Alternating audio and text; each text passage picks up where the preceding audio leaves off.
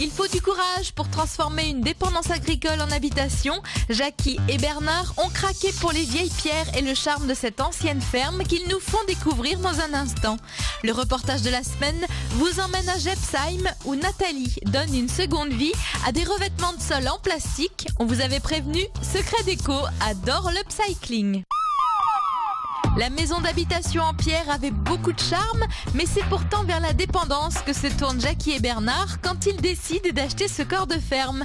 De belles pierres de taille dans les tables attirent leur attention et surtout, l'espace est modulable à souhait pour réaliser l'intérieur de leurs rêves. Secret Déco aime ces passionnés qui n'ont pas peur de se lancer dans une rénovation hors norme.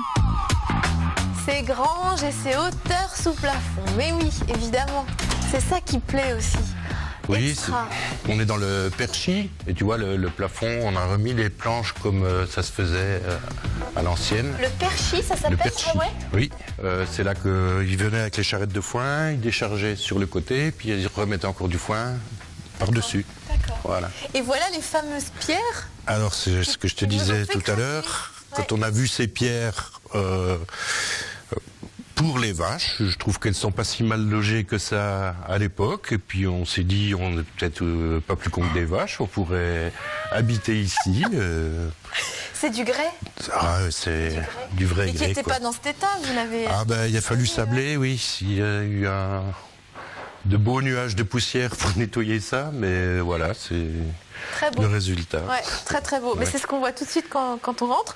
Le sol, c'est un béton ciré? C'est un béton ciré, oui. Ouais. Donc avec le chauffage au sol, par géothermie, donc on n'a strictement rien à faire, on a toujours la même température.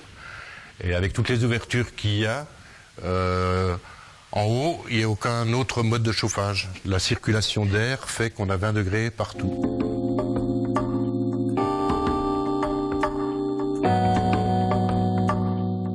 Alors moi j'aime beaucoup cette table que tu as là, la table du salon, qui est très basse. C'est amusant ça? Oui, mais c'est une table, c'est un peu un piège parce que c'est pas vraiment une table au départ. Tu vois, si j'ouvre un peu... C'est un pétrin? Voilà. Un vieux pétrin de boulanger. Oui, authentique, hein, celui-là. Il est solide encore. Et du coup, vous avez juste rajouté un plateau? On a remis un plateau dessus. Parce que c'est quand même plus pratique. Quand on pose les verres pour l'apéro ici, ça tient pas bien. Donc avec un plateau, ça tient beaucoup mieux. C'est ça le souci. Et ces lampes là, c'est marrant, c'est quoi? C'est une fabrication maison? Ah non, c'est de la récupération, puisque ici il y avait une machine qui est une batteuse. Il y a quatre éléments comme ça qui alternent. Et les grains s'écoulent par les petits trous. C'est du métal en fait. Ah oui, ça c'est du vieux fer. Tu as mis du néon. J'ai mis un néon derrière, tout simplement. Et les garde-corps sont amusants aussi là-haut, c'est fabrication maison aussi. Alors ça c'est aussi une invention donc de mon épouse et du menuisier. Au départ on pensait mettre du vitrage, mais déjà le prix nous a dissuadés.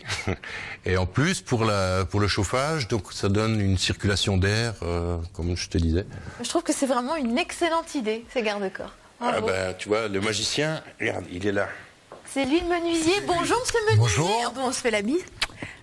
C'est toi qui es à l'origine de tout ça? Voilà, c'est moi qui suis à l'origine de tout ça, avec Jackie, des idées de Jackie et de moi. Ouais. Et on a donc fabriqué ces fameux garde-corps. Mais t'as fait plein de choses encore ici. Pas mal de choses, oui. Qu'est-ce que t'as fait? On a fait les portes là, hein, si tu veux. Donc ce sont des portes qu'on a retapées en prenant des anciennes portes qui se trouvaient donc dans la partie là-bas supérieure. Elles étaient là, celles-là? Oui, mais on les a transformées. C'était des grosses portes qu'on a toutes découpées. Ouais.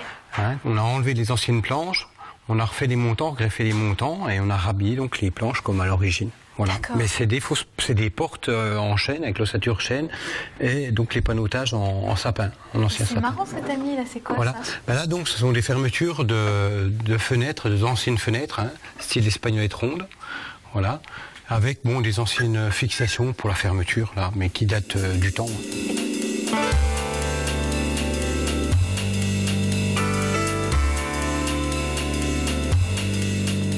On repasse dans la salle à manger et tu voulais me parler de cet escalier? Oui, donc c'est marrant. Oh, voilà. Ça c'est super intelligent. Là j'aime bien ces artisans. T'as raboté la poutre pour les grands. Voilà pour le passage, oui, pour le passage à cause de la tête. Donc c'est pour ça donc on a découpé, on a fait un chanfrein donc dans cette poutre là pour libérer le passage. Il est beau l'escalier. Et puis l'escalier là, si tu veux, donc c'est fait avec des anciennes poutres. Donc c'est des colombages d'anciennes fermes, des poutres qui ont 200 ou 300 ans. Et qu'on ramène à l'atelier, on a une scie à agrumes, une ancienne scie Marioni, horizontale. Et on recoupe donc toutes les poutres pour faire des plateaux de 45 ou de 50 pour pouvoir fabriquer des escaliers à l'ancienne. Voilà. Et ça, c'est rare de faire ça comme ça. Ah oui, très très rare. Hein. Mais on fait beaucoup de choses comme ça, si tu veux, donc soit en escalier ou en porte avec des anciennes poutres pour donner l'aspect, pour refaire ressortir toute la fleur du bois. Bravo Laurent, très très beau travail. On va découvrir Jackie, la décoratrice et la maîtresse de maison, dans un instant. Mais avant ça, je vous emmène dans un atelier à Gebsheim, c'est entre Colmar et Sélestat. Vous allez le voir, les linos et les revêtements de sol PVC trouvent une nouvelle vie grâce à Nathalie.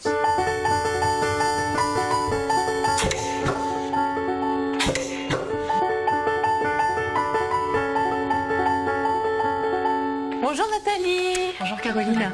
Alors, on est chez toi, à Gebsheim, en plein cœur du Ride. Oui. Et tu as eu une très bonne idée. Tu t'es dit, tous ces revêtements de sol qui partent à la benne, c'est dommage. Je vais en faire des objets déco. Oui, c'est qu'en fait j'ai démarré ça parce que j'ai trouvé un bout de revêtement de sol. Tiens, c'est rigolo, c'est du plastique.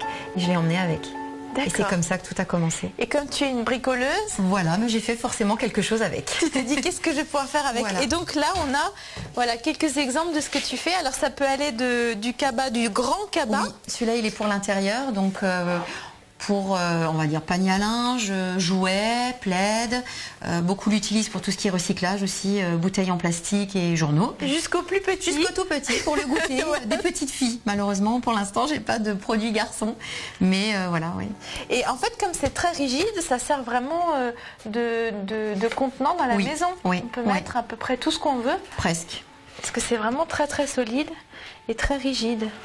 C'est même, oui, c'est au-delà du sac à main en fait. C'est pas des sacs à main. C'est pas des sacs à main. C'est pour ça que j'appelle ça des cabas. Voilà. Et c'est toi qui l'assemble, qui le coud? C'est moi qui le couds à la main, oui. Entièrement. Sacré doigt, fais voir tes mains. J'ai des petites mains. Des mains costauds. Des mains costauds, tout à fait. Tu mets combien de temps pour en faire un? Je mets environ 3/4 d'heure, 1 heure en fonction des formats. Et les revêtements de sol, c'est ce qu'il y a derrière toi? Oui. En fait, ce sont des chutes que j'arrive à récupérer chez les revendeurs qui veulent bien me les donner. Et puis après, bon, je les stocke et puis j'essaie de regarder ce que je peux faire avec en fonction des tailles. Donc tu dépends vraiment de ce que tu trouves? Je dépends de ce que je trouve, tout à fait. Y compris des couleurs? Y compris des couleurs. Parce que du coup, ça doit être très limité. Encore que, il y en a qui se lâchent. Hein. Oui, il y a des couleurs très... Il y a vraiment de tout. Comme dit, les revendeurs avec lesquels je travaille font du particulier, mais ils font également, ils travaillent également pour, je sais pas, des bibliothèques, médiathèques, pour des comités de communes, je pense aussi, donc des écoles, des hôpitaux.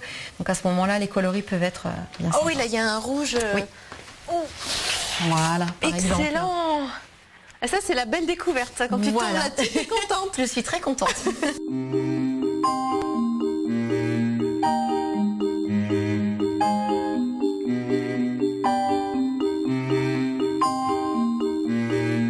On est quand même mieux au chaud parce qu'il faisait pas très chaud dans ton atelier. C'est vrai, c'est vrai. Du mérite.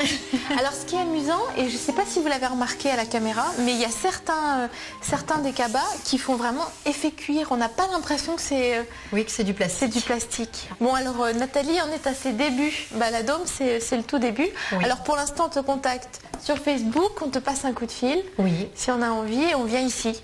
On peut passer ici, oui, on peut prendre rendez-vous, on m'appelle et puis voilà. J'ai une adresse mail aussi, et voilà, on peut me contacter. Et on suivra l'évolution, peut-être bientôt dans des boutiques. Oui, ce serait l'objectif. Oui, volontiers, oui. Hein? Parfait, à bientôt. À bientôt.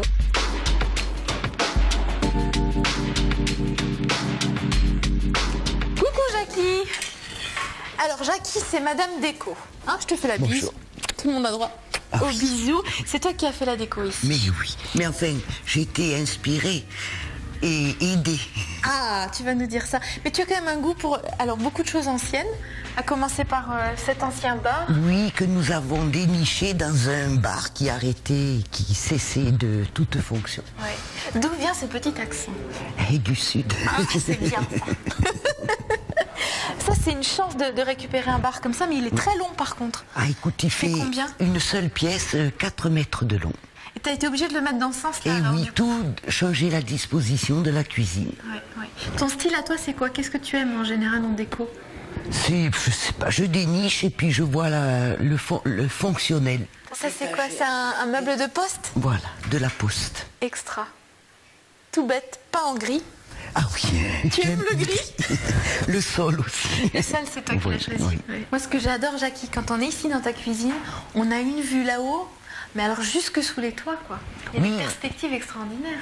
Mais c'est vrai que la charpente est apparente et on s'attendait pas à ça quand on a fait le rez-de-chaussée. Ouais. Vous avez fait plein d'ouvertures partout. Oui. Là, ça aussi, cette ouverture n'existait pas. Vous avez rajouté ces vieilles poutres. Enfin, tout est... Le regard se promène partout. Voilà, mais il fallait de la clarté. Il fallait de la clarté, oui, il fallait ouvrir, mais oui, évidemment. Là, il y avait des poules, là où on est avant. Tout à fait, mais oui, les vaches, le purin était là au milieu. Le purin était là? Oui, il s'écoulait là au milieu, à nos pieds. Il fallait être un peu fou quand même. Hein. Oui, nous l'avons été. Vous avez été fou, oui. Ouais. Tout le monde nous le disait d'ailleurs. Ah ouais. Mais ils reconnaissent que... Nous, on avait l'idée de la maison finie. Quand vous l'avez vu? Oui, moi quand je l'ai vu, j'ai dit, ça va ressembler à ça. D'accord. Même s'il y a eu des surprises.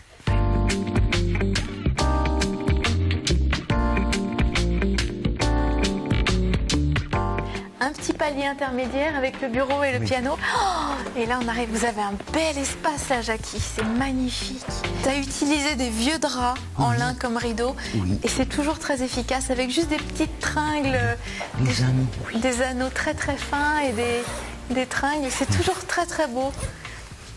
Ouais, une très belle réussite.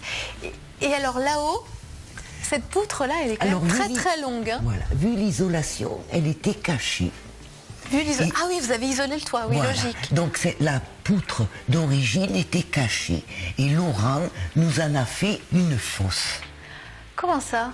Mais il a refait avec des morceaux de vieux chêne. Imitation. D'accord. En fait, ce sont des planches en bois. Voilà, tout là-haut. Oui. C'est pas une poutre, c'est pas plein. C'est refait. Et voilà. Pour imiter l'ancienne poutre. Pour imiter l'ancienne poutre. Bon, il va être l'heure de se quitter. Ah oui. On va rejoindre Bernard? Oui. Pour la fin de l'émission. Où est-ce qu'il traîne encore, Bernard? Il doit faire la sieste quelque part.